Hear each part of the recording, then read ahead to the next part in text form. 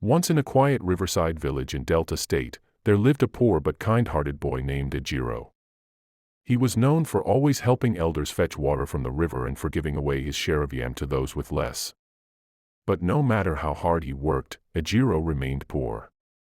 His father had died in a canoe accident, and his mother sold fish by the river to keep them alive. One evening, as Ejiro sat by the banks of the river Ethiop, staring at his reflection, he muttered, "If only I were rich, I'd build my mother the biggest house in the village. I'm tired of being poor." Suddenly, the wind turned cold. The water rippled unnaturally. A shadowy figure rose from the river, tall, dark, and faceless. It spoke without a mouth. "You seek riches, boy. I can give them to you, but everything has a price." The mysterious figure introduced itself as the Keeper of Shadows, a spirit who wandered the lands, granting wealth in exchange for the one thing humans took for granted: their shadows. Ejiro blinked in confusion. "What would you want with my shadow?" The keeper chuckled. "A shadow is more than it seems. It holds your soul's roots. But don't worry, without it, you will still walk, talk, and laugh. You will simply belong to something else."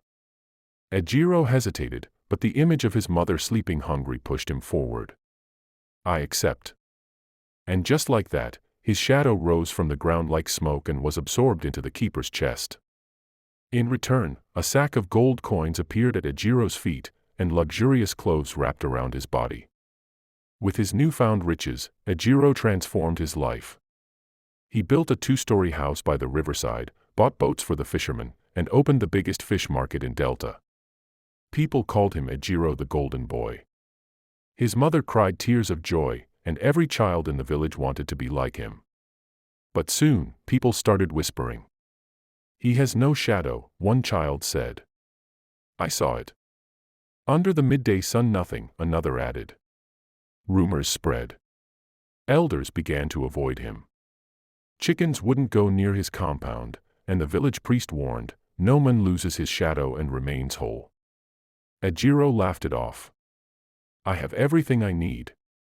One night, Ejiro tried to dance at the village festival, but his feet moved stiffly, like they weren't his. He reached for a calabash of palm wine, and it shattered before he touched it. Mirrors no longer showed his reflection properly, just a hazy blur. Then came the dreams of the shadowy keeper calling him, whispering, "Time is running out." Desperate, Ejiro ran to the priest, confessing everything. The priest's eyes widened. "You have traded your anchor to the earth.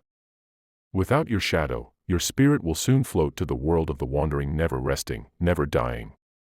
Can I get it back?" Ejiro begged. "There's only one way," the priest said. "You must return to the river at midnight and face the keeper, but wealth must be left behind.